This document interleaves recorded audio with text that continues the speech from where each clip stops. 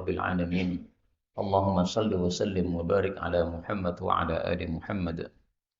Allahumma anfa'na bima 'allamtana wa 'allimna ma yanfa'una wa zidna ilma wa barik lana fi ilmina warzuqna al-ikhlasa fil qawli wal 'amali kamila wa 'ilman nafi'an la yunsa wa tawfiqan da'ima wa sihhatan wa yaqinan wa 'afiyah.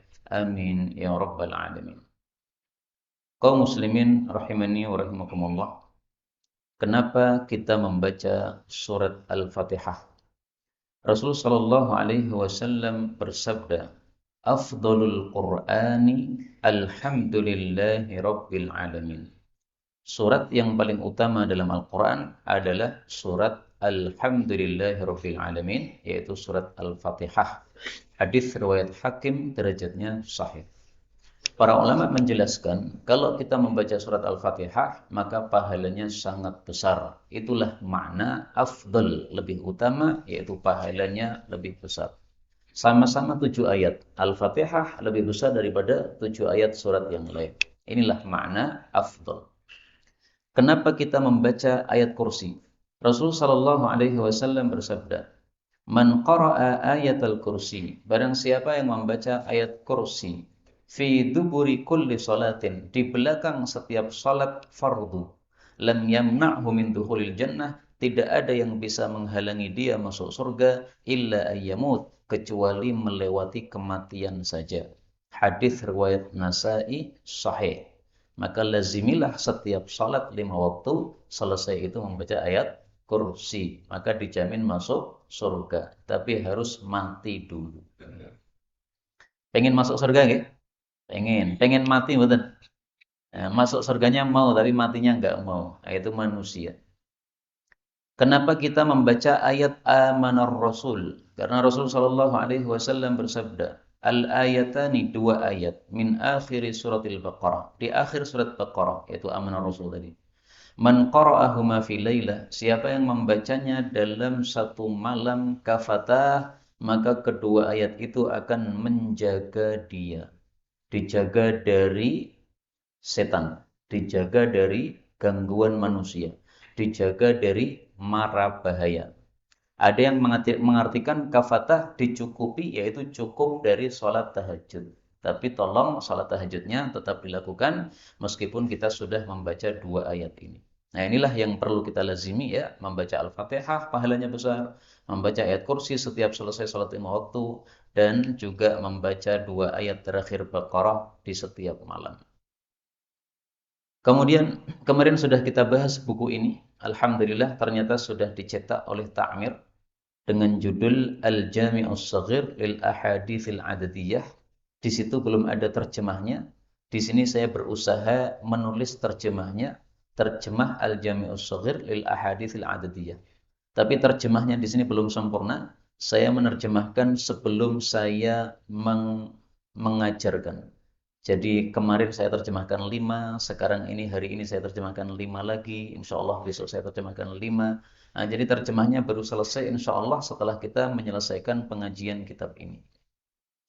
Hadis yang pertama sudah kita bahas kemarin, ada 2 kalimat yang ringan, yang sangat berat dalam timbangan, yang sangat dicintai Allah. Napa kalimatnya?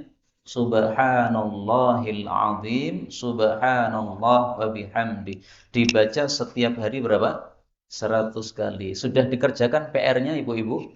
Sudah. Bapak-bapak? Bapak-bapak kurang semangat berarti ini.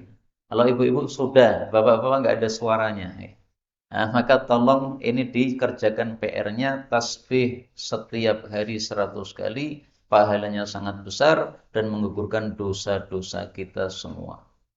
Kemudian hadis yang kedua, ada 2 perkara yang akan menyertai manusia sampai tua, yaitu cinta harta sama cinta panjang usia.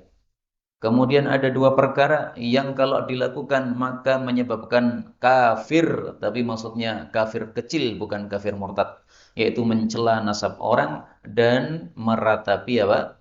Orang mati. Maka jangan meratapi orang mati dan jangan mencela nasab orang. Kemudian ada 2 doa yang tidak ditolak oleh Allah. Apa saja? Doa ketika mendengar azan. Kemudian doa ketika terjadi perang. Dalam hadis yang lain, doa ketika turun hujan. Nah, sekarang kita lanjutkan hadis yang kelima. An Abdullah bin Amr radhiyallahu anhuma 'anil Nabi sallallahu alaihi wasallam qala khaslatani, ada dua perkara, au qala, atau Nabi bersabda khallatani, artinya sama, dua perkara. La yuhafidhu, tidaklah menjaga, alaihima, terhadap kedua perkara tadi, abdun muslimun, seorang hamba yang muslim, baik laki maupun perempuan, illa dakhalal jannah, kecuali pasti masuk surga. Huma yasir, kedua perkara itu gampang, mudah. Wa may ya'malu bihima, tetapi yang melakukan keduanya, qalil, sedikit. Apa itu amalannya? Disebutkan oleh Nabi.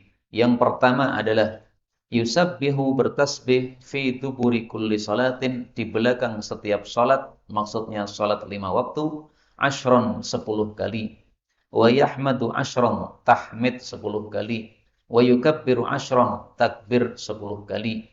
Fadzalika khamsuna wa mi'atun, berarti totalnya 150 kali. Bil lisani, dengan lisan. Kok bisa 150? Karena sholatnya 5 kali. Setiap sholat membaca 10, 10, 10, 30. 30 kali 5, 150.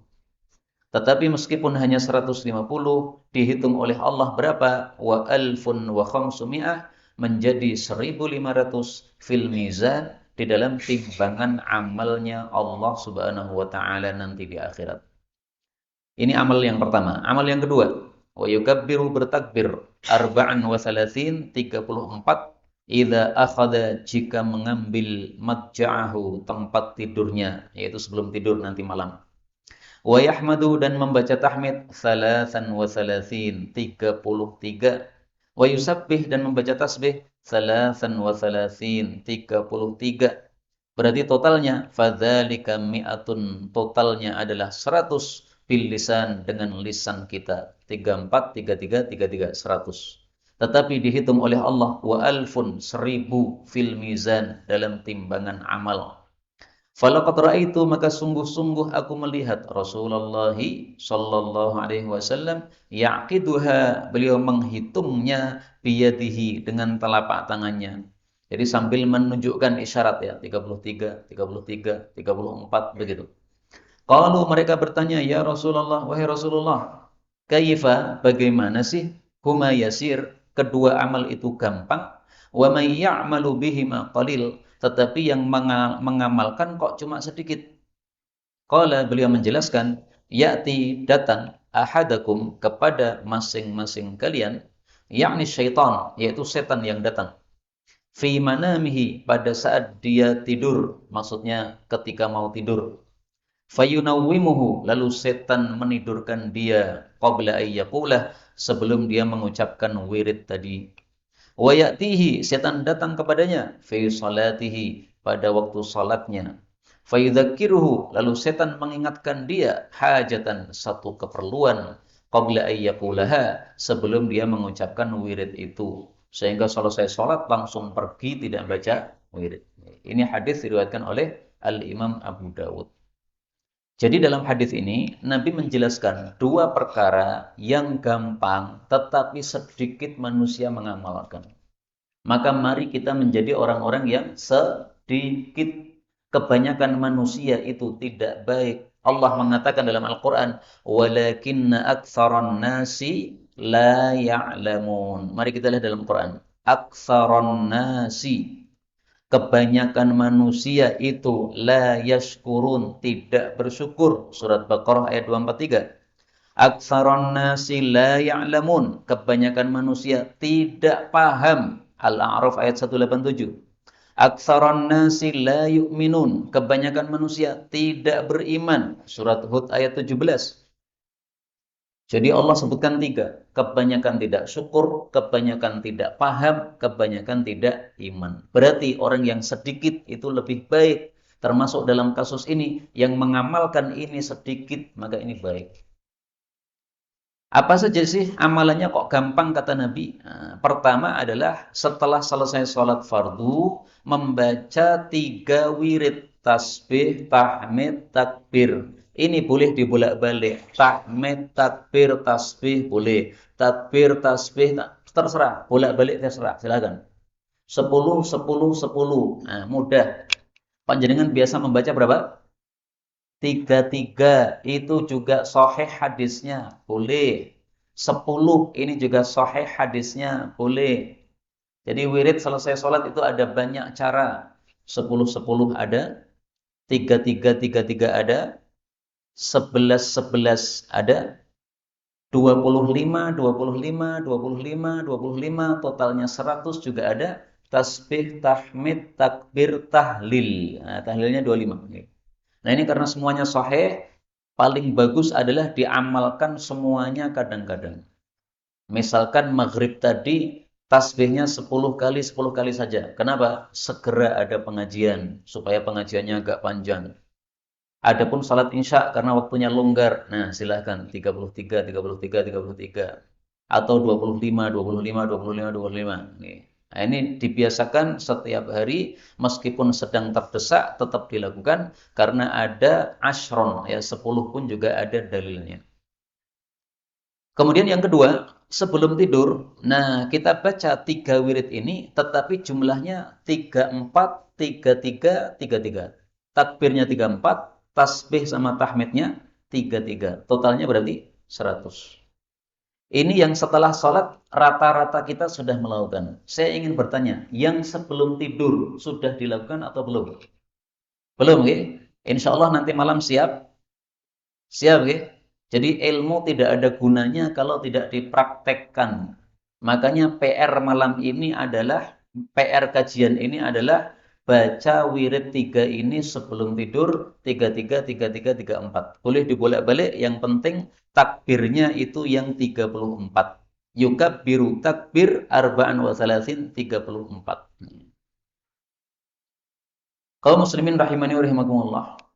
Kalau kita biasakan seperti ini dan anak-anak kita kita ikutkan, insya Allah ini jadi keberkahan untuk anak-anak kita.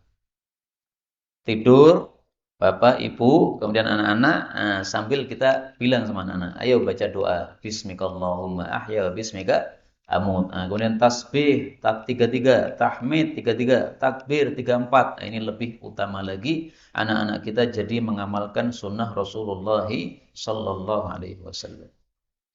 Kemudian dari hadis ini kita ambil beberapa pelajaran. Pelajaran pertama, dakhalal jannah. 2 amal itu menyebabkan masuk surga. Berarti masuk surga gampang atau susah?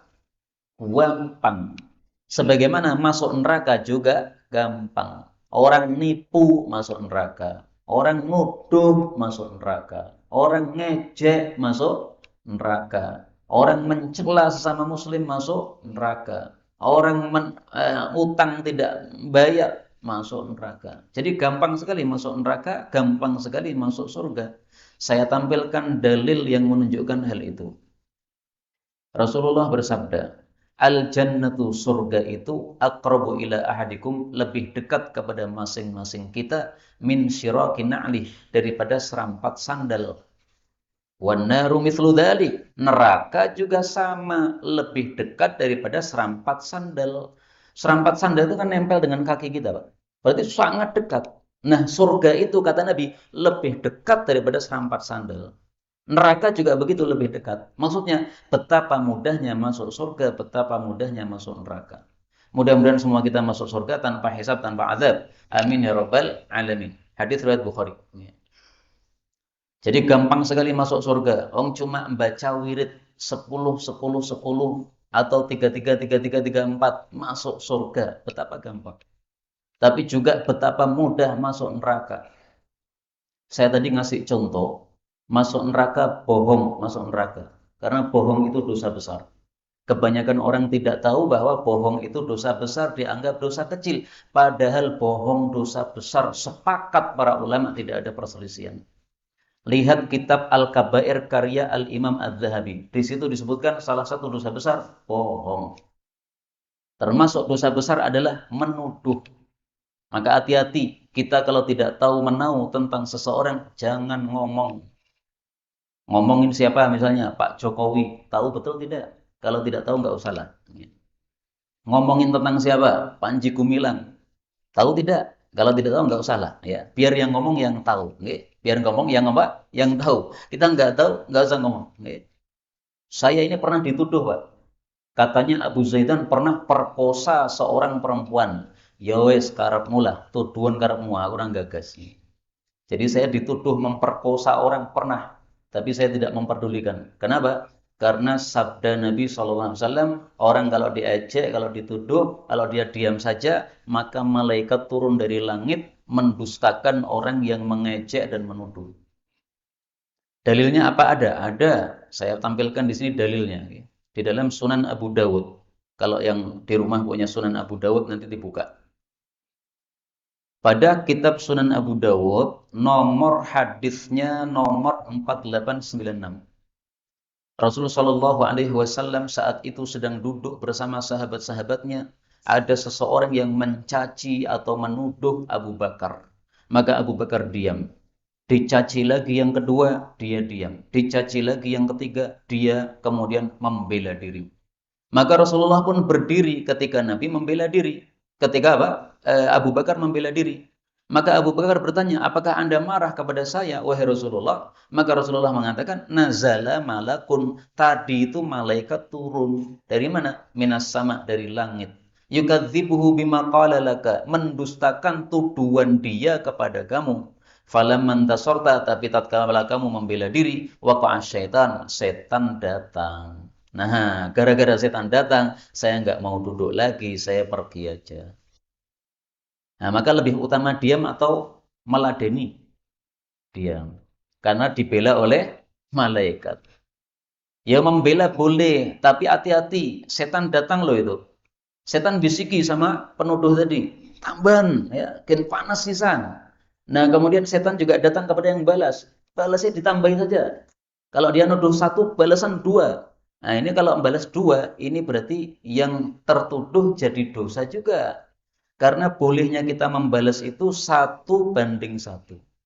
Kita diejek orang, kowe elek. Nah, kita boleh membalas, kowe sing elek. Tapi kalau kita membalas, kowe elek, ibumu elek, pakmu elek, mbahmu elek. Nah, kita nanggung 3 dosa ini. Pakmu, bumu, mbahmu. Karena dia ejek 1, malah balasnya 4. Berarti kita nanggung 3. Orang mengatakan kepada kita, kowe elek. Maka kita nggak terima mengatakan, kowe elek, koyo ketek. Nah, kita nanggung dosanya. Karena dia cuma ngomong elek, kita nambah koyo ketek. Membalas itu harus setimpal. Maka orang dituduh atau orang diejek ada 3 kemungkinan. Kemungkinan pertama, dia dapat pahala kalau dia sabar diam. Kemungkinan kedua, dia tidak dapat apa-apa kalau dia balas tapi setimpal. Kemungkinan ketiga, dia dosa kalau membalasnya berlebihan. Nah, pilih mana terserah. Pilih dapat pahala silahkan. Pilih dapat dosa, ya silahkan. Na'udzubillah. Atau pilih tidak dapat apa-apa juga silahkan. Terserah. Baik, kembali ke sini tadi ya. Masuk surga sangat mudah, masuk neraka sangat mudah. Pelajaran yang kedua, di sini Nabi katakan, meskipun dihitung 150 kali dalam sehari, tetapi oleh Allah dihitung 1.500 kali. Ini menunjukkan bahwa setiap amal dilipat gandakan oleh Allah minimal menjadi 10 kali. Dan itu kita dapatkan dalam Al-Quran dalilnya. Man ja'a bil hasanati falahu ashrun amsaluha. Surat Al-An'am ayat 160. Barang siapa yang datang membawa kebaikan, maka mendapatkan 10 kali lipat pahalanya. Barang siapa yang datang membawa kejelekan, tidak dibalas kecuali yang serupa. 1 dibalas 1. Ini rahmatnya Allah. Kalau baik, dilipat gandakan. Kalau buruk, tidak dilipat gandakan. Pelajaran berikutnya, di sini Allah katakan dihitung 1.500 fil mizan, dalam timbangan. Berarti besok di akhirat itu ada timbangan amal. Amal kita ditimbang oleh Allah. Kalau amal baiknya berat, maka masuk surga. Kalau amal jeleknya yang berat, maka masuk ke dalam neraka. Itu yang disebutkan oleh Allah di dalam surat فَأَمَّا مَنْ خَفَّتْ مَوَازِينُهُ فَهُوَ فِي عِيشَةٍ رَاضِيَةٍ فَأَمَّا مَنْ ثَقُلَتْ مَوَازِينُهُ fahuwa fi 'ishatir radiyah, surat Qari'ah. Barang siapa yang berat timbangan amal baiknya, dia berada dalam kehidupan yang memuaskan. Barang siapa yang ringan timbangan amal baiknya, maka kembalinya kepada neraka hawiyah. Na'udzubillahi min syarri dzalika. Karena itu mari kita rutin membaca ini supaya timbangan kita nanti di akhirat berat sehingga kita semuanya masuk surga tanpa hisab, tanpa azab. Amin ya rabbal alamin. Faedah berikutnya, Rasulullah ditanya, bagaimana sih mudah tapi kok yang mengamalkan cuma sedikit? Beliau mengatakan, setan datang mengganggu. Yakti, setan datang. Ini menunjukkan bahwa setan itu senantiasa datang mengganggu manusia. Setiap kondisi. Kita mau makan, setan datang. Dia bisikkan, makan, minum, nggak usah bismillah. Akhirnya langsung diminum tanpa bismillah. Itu setan yang menjadikan kita lupa. Setan bisikkan, pakai tangan kiri saja. Akhirnya minum tangan kiri. Itu setan. Setelah sholat langsung pergi. Gara-gara apa? Teringat urusan. Nah, itu setan. Sebelum tidur, pengennya sebenarnya mengamalkan PR ini, wirid, tapi ternyata lupa, malah akhirnya nonton YouTube atau apa, akhirnya tertidur belum wirid, itu setan. Apa dalilnya setan mendatangi semua kondisi kita? Saya tampilkan dalilnya. Yahduru ahadakum. Rasul sallallahu alaihi wasallam bersabda, "Inna syaitan, sesungguhnya setan itu yahduru ahadakum, menghadiri setiap kalian inda kulli syai'in min sya'ni, dalam semua kondisinya, hatta yahdurahu inda ta'amih, sampai-sampai setan datang ketika kita makan." Maka kata Nabi, kalau ada makanan yang jatuh, hendaklah disingkirkan kotorannya, lalu silahkan dimakan. Jangan dibiarkan dimakan setan. Nah, ini sebabnya kenapa kita tidak boleh membiarkan makanan itu mubadzir. Karena berarti kita kasih makan kepada setan. Nah, mari kita bikin setan itu kecilik kepada kita. Karena kita memakai tangan kanan dan membaca Bismillah. Langsung praktek nih. Ini padine ngelak nih Pak. Bismillah.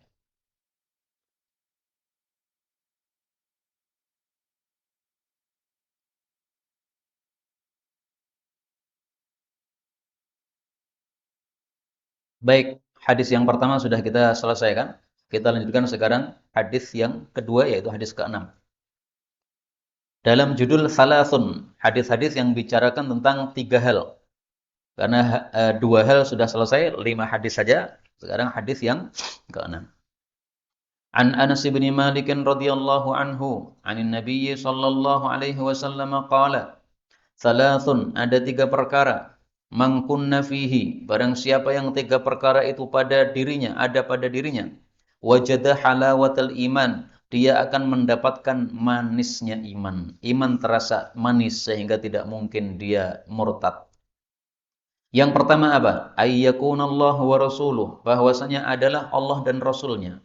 Ahabba ilaih, lebih dia sukai. Mimma siwahuma, daripada selain Allah dan Rasul. Yang kedua, wa ayyuhibbal mar'a, bahwasanya seseorang cinta kepada orang lain, la yuhibbuhu illa lillah, tidaklah mencintainya kecuali karena Allah saja. Yang ketiga, wa ayyakraha, dia benci, ayyauda fil kufri, untuk kembali kepada kafir setelah masuk Islam.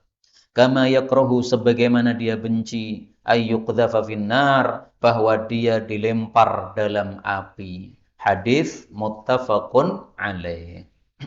Hadis ini membicarakan tentang halawatul iman, manisnya iman. Manusia itu ada 3 macam. Ada yang beriman, ada yang kafir, berarti tidak punya iman, ada yang ragu-ragu. Yang ragu-ragu disebut apa? Munafik. Kalau iman, yakin sama Allah. Kalau kafir, nggak yakin sama Allah. Kalau munafik, ragu-ragu. Allah itu sebenarnya ada atau tidak? Surga itu ada atau tidak? Neraka itu ada atau tidak? Nah, orang yang beriman, ini imannya bertingkat-tingkat. Ada yang imannya kuat, ada yang imannya sedang, ada yang imannya lemah.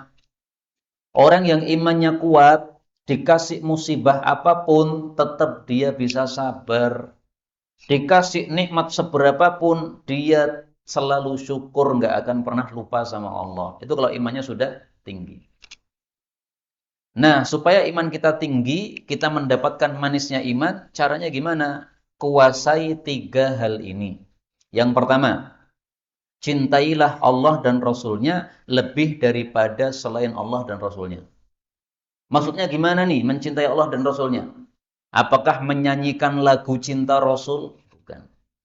Mencintai Allah dan Rasul-Nya lebih daripada yang lain maksudnya, kalau Allah perintahkan, kita taati Allah, meskipun kita jadi berseberangan dengan manusia. Itu berarti lebih cinta kepada Allah. Kalau Rasulullah perintahkan, kita taati Rasul, meskipun orang-orang menolak kita atau membenci kita. Nah, itu namanya mencintai Rasul lebih daripada yang lain. Misalnya ini, ibu-ibu pakai jilbab. Kenapa? Ini diperintahkan oleh Allah dan Rasulnya. Suaminya mengatakan, rasa nganggo jilbab, ayune ora ketok. Nah, lebih cinta siapa?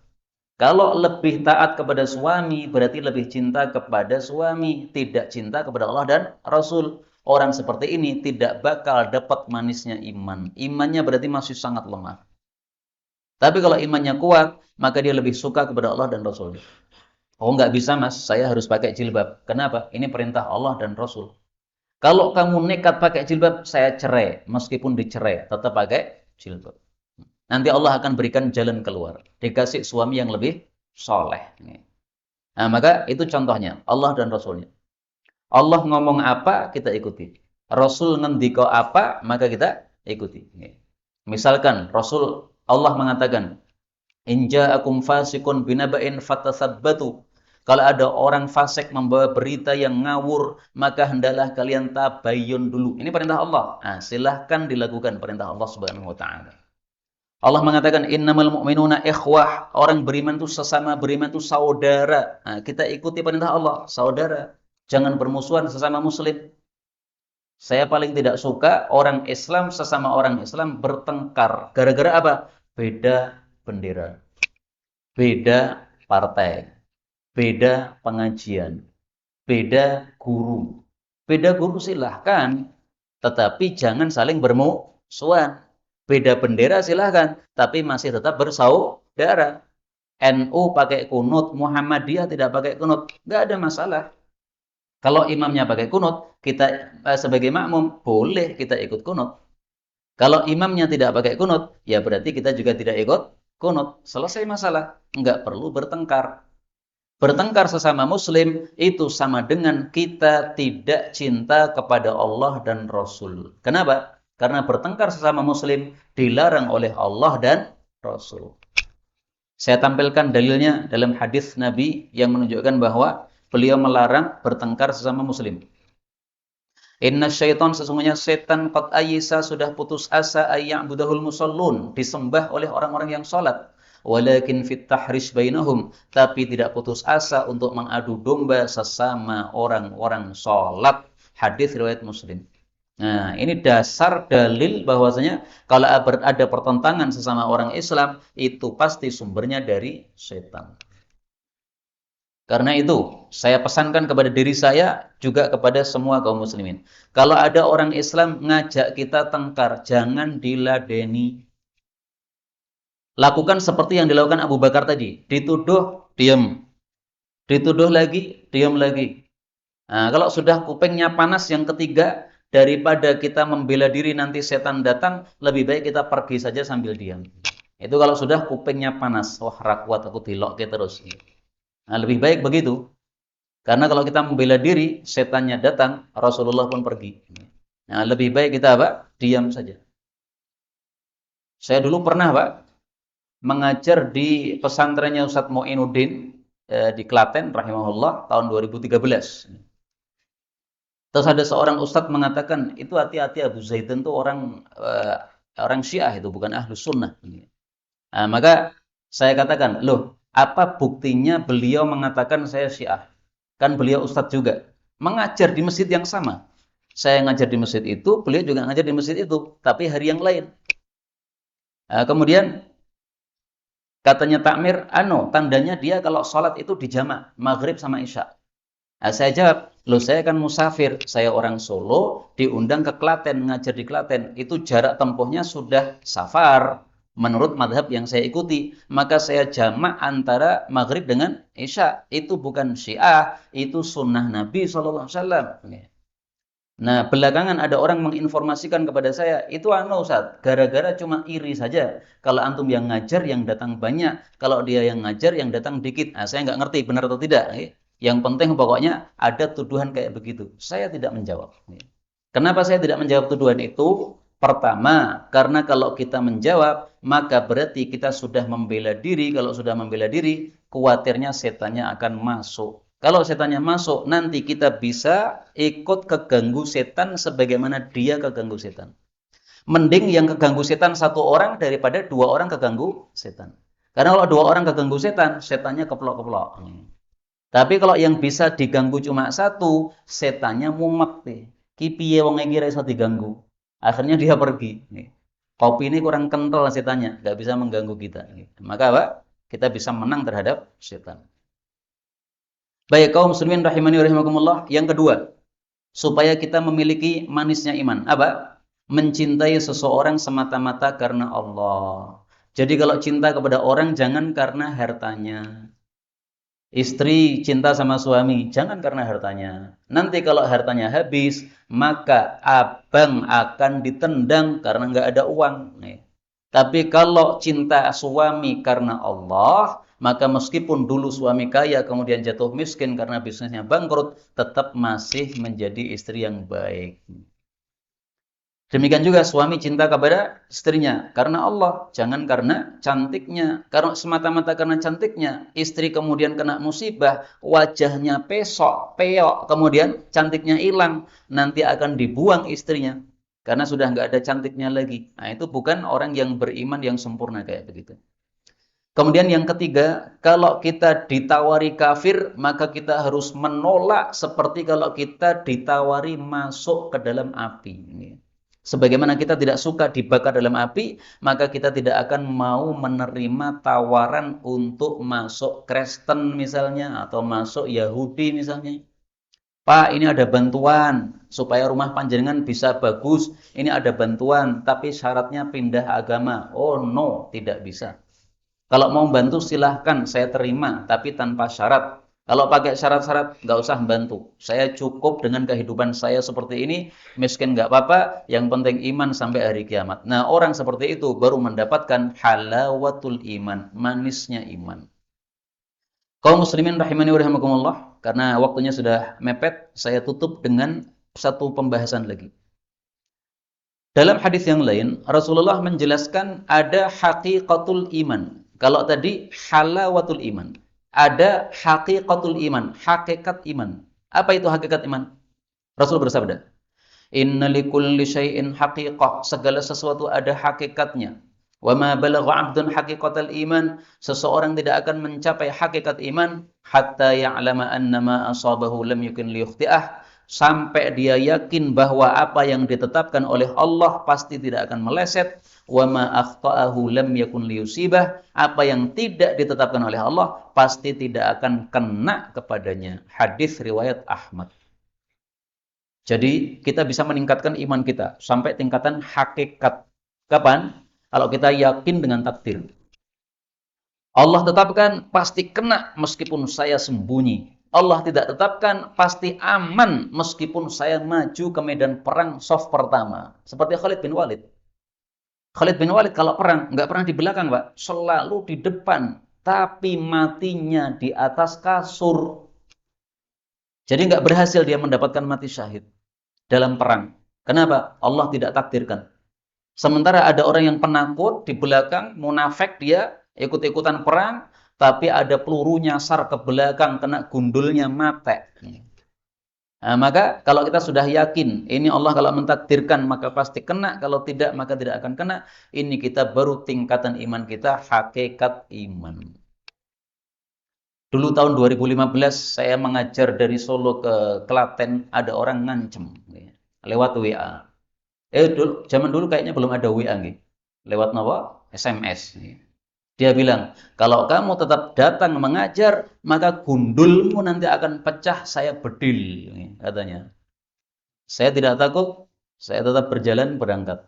Dan saya tidak membawa teman, sendiri aja. Kenapa? Karena saya mencoba apakah saya sudah punya hakikat iman atau tidak. Kalau saya takut mengajar gara-gara diancam, kepala akan dibedil, berarti saya belum punya hakikat iman. Ternyata sampai di tempat kajian, nggak ada masalah. Pengajian tafsir seperti biasa, maghrib sampai isya. Habis pengajian selesai, saya langsung pulang, karena sudah saya jamak antara maghrib dengan isya. Ternyata cuma menakut-nakuti saja. Setelah saya cari nomornya orang yang mengancam tadi, ternyata itu orang yang dulu pernah menuduh saya sebagai orang Syiah, katanya. Nah, orang nggak paham, nggak usah dilayani kayak begitu-begitu. Kenapa? Karena orang-orang seperti itu sebenarnya perlu kita kasihani, kita sadarkan supaya dia menjadi aman nanti di akhirat. Karena menuduh kepada sesama muslim itu hakikatnya menceburkan diri kita dalam neraka. Inilah kaum muslimin rahimani wa rahimakumullah yang dapat kita pelajari pada pertemuan kali ini. Masih ada waktu 1 menit. Kalau ada pembahasan pertanyaan dipersilahkan, baik yang berkaitan